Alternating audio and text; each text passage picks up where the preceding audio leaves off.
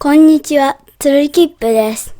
今回は前回の動画を少し復習してから本題に入りたいと思います。前回配信した芝刈りの3分の1ルール。芝を刈るときには全体の3分の1をカットする芝刈りの基本ルールをお伝えさせていただきました。そして我が家の芝生は最大7センチまで成長しましたが、3分の1ルールに従えば7センチから2センチカットして5センチ前後の刈り高が適正値となります。それ以上刈ってしまうと軸刈りになってしまい、もしくはギリギリ耐えたとしても刃の部分が少なく光合成もあまりできませんので、軸刈りを覚悟の上で刈るにしても段階を踏んで徐々に短くしていき、時間をかけて刈り高を下げていきます。ですが時間をかけて刈り高を下げていくと動画を配信する頃には芝シーズンが終わってしまいますので、今回は3分の1ルールを完全に無視して最大7センチあった芝を2センチまでバッサリカットして、実際はどのような状態になるかを実験していきます。これは多くの方が興味を持たれているのではないでしょうか。今年のような雨の日が続き、雨の量もかなり多い梅雨では芝刈りがほとんどできなく、2週間以上放置した方もおられると聞いています。そこで3分の1以上カットすれば本当に軸刈りになるかどうか、または復活までどのくらい時間がかかるのか、しっかりと追いかけて報告していきたいと思います。またこの動画の最後にはあっと驚くような展開も待っていたり、ルールを破って成長点を限界まで下げた時にどのように育てていくのかを見ていただきます。最後まで楽しみながら見ていただきたいと思います。では今回のメニューです。1番、芝生の刈る前の長さを測る。2番、芝刈りをする。3番、芝刈り後の状態をチェックする。4番、軸刈り後の対処法を考える。5番、経過観察となっています。それでは行ってみましょう。1番、芝生の刈る前の長さを測る。見ていただいた通り、刈る前は約7センチということが分かりました。前回お伝えした刈り高3分の1ルールに従えば7センチの3分の1、約 2.5 センチをカットして刈り高は 4.5 センチというのが適正値になります。ですが今回はこの 4.5 センチの刈り高を完全に無視して一気に2センチまでカットしていきます。どのような結果になるのかがすごく楽しみです。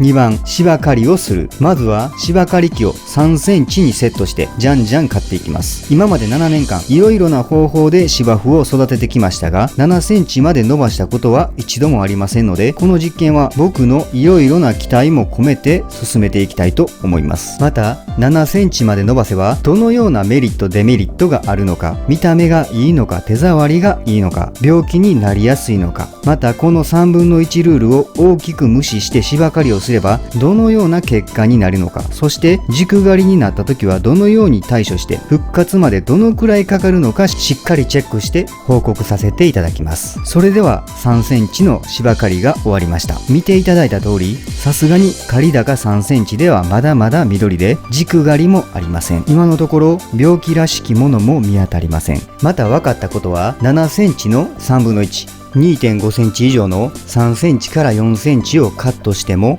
はっきりとわかる軸刈りにはならないということが分かりました。我が家ではこのような豆柴を育てていますので、3分の1をカットしても軸刈りにはならないだろうとは思っていました。芝生全体の成長スピードと成長点の上がるスピードに差がありますので、3分の1以上カットしても軸刈りにはなりませんでした。ただし全体の長さが 2.5 センチとか3センチの時は3分の1以上カットすると軸刈りの可能性が高くなりますので、一気に短くするよりは徐々に刈り高を下げていくことをお勧めします。ではいよいよ3センチから2センチに下げていきたいと思います。刈り高2センチというと一般的な刈り高になりますが、7センチからの2センチということでどのような状態になるのか楽しみに見ていきたいと思います。では芝刈りを見ていただいている間に先日の刈高のアンケート結果をお伝えしたいと思います。以前このチャンネルのコミュニティで芝生のアンケートをさせていただきました。ありがとうございました。アンケートの内容は刈高を5つに分けてご自身の芝刈りの設定刈高を選んでいただくだけの簡単なアンケートになります。そこでなんと1000人もの方にお答えをいただきました。本当にありがとうございました。結果は16から20ミリが 36% と一番多く、全体的に見ると20センチか25センチ前後の刈高が8割を占めているような結果になりました。仕上がりの状態や管理方法なども考えると、やはり20ミリ前後が一番育てやすい長さではないでしょうか。刈高に迷っておられる方は、一度20から25ミリに設定して育ててみるのもいいと思います。また今後も水やりや肥料などのアンケートも実施していきますので、チャンネル登録していただくとコミュニティ配信の通知がいきます。ご協力お願いするとともに、アンケート結果を参考にしていただければと思います。では2センチの芝刈りも終わりましたので、早速見ていきたいと思います。さすがに2センチともなると葉も起きていて、しっかりと芝刈りをしたという感覚になります。3センチの時に比べると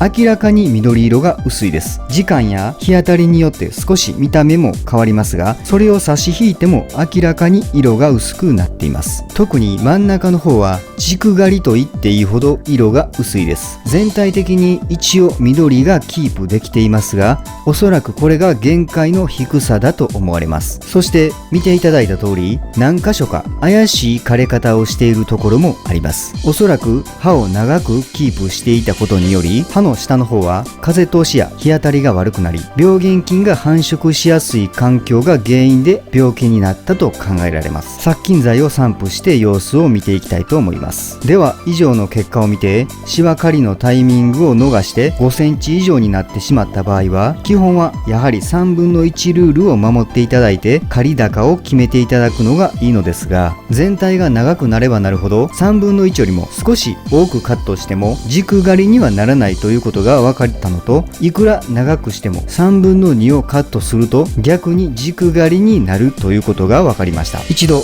芝刈りのタイミングを逃した方は、一旦3分の1をカットして様子を見てから少しずつ下げていくことをお勧めします。またこの刈高2センチで刈ったところがどのように今後育っていくのかもしっかりとチェックして報告させていただきます。お楽しみにしていてください。おっと、ここで警告アラームが鳴りました。何事でしょうか。ちょっと待ったー。今動画を編集していて思ったのですが、わざわざ7センチまで芝生を伸ばして、そこから軸刈りギリギリの2センチまで刈ることでどのような状態になるかを見ていただきました。その結果は見ての通り、軸刈りになるかならないかのものすごく中途半端な状態になりました。これで本当に視聴者さんが満足していただけているのか、またこれからもこのチャンネルを見ていただけるのかと思いました。去年から犬のおしっこやドッグラン、そして刈高0ミリでの休眠に突入からの苔祭りなど、たくさんのことをしていろいろな情報を発信してきました。ですので今回のこの中途半端な状態で終わるわけにはいきません。覚悟を決めてその先へ冒険しようと思います。ということで、軸刈りの向こう側の世界を見てみようと題して、さらに1センチ短くして刈高1セン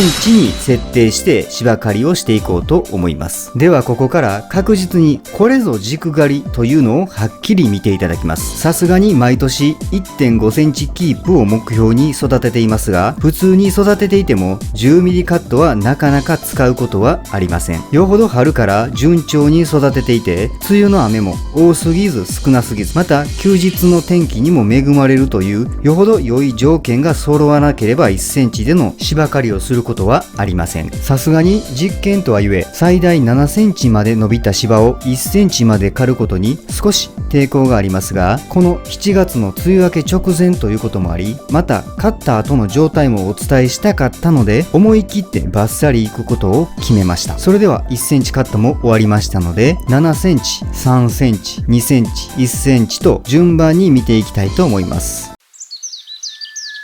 まずこれが芝刈り前の7センチの状態です。ふさふさで色もしっかりとしてとても元気な芝生に見えます。ただ全体の長さが揃っていないので綺麗な芝生とは言えません。本当は3分の1ルールの4から5センチをキープすることですごく綺麗な芝生に見えると思います。ですがその下の3センチまで刈り込んだのがこちらになります。3センチともなるとまず色が薄くなりました。先ほども言いましたがこの3センチという刈り高が綺麗に見える限界の低さだと思います。また3センチというと一般的にはかなり長い方になりますので手触りもふわふわで子供たちもゴロゴロしてとても気持ちよさそうでした。今後はこれぐらいを目標に育てていきたいと思います。では続いて2センチです。ここまで来ればさすがに行き過ぎですね。緑が薄いというよりは黄緑や黄色のところも出てきています。これでは低く刈りすぎたために光合成をする葉も少なく復活まで時間がかかると予想されます。しかも元の葉が長すぎて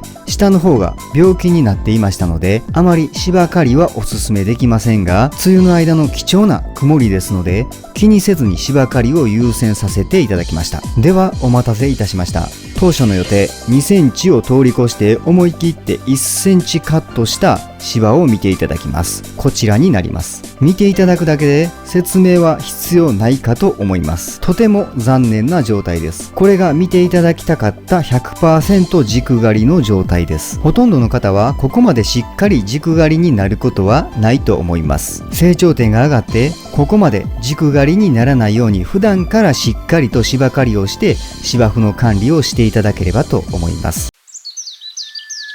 4番、軸刈り後の対処法を考える。ではここからはこのしっかりと軸刈りになった刈り高1センチの芝生をどのように育てていくかをお伝えさせていただきます。まずは熊手で寝ている芝を起こすのと軽くサッチを取ります。そしてそこからもう一度全体の刈り高を揃えるために1センチでカットしていきます。1年目ということもありそれほど多くのサッチもありませんので芝が傷つきすぎない程度でサッチを書き出しました。そして次は1ヶ月ぶりの肥料になります。ここではスーパーグリーンフードを使いたいと思います。ただ我が家のこの姫高麗エリアは春に芝刈りをしたばかりで凸凹も気になって数年後には 2,3 センチのグランドレベルの上げる予定ですので目土と一緒に肥料を散布したいと思います。今回は肥料入りということもありふるいを使って均等に巻いていきたいと思います。実際はふるいを使うことで芝生と芝生の間にきれいに入ってくれますので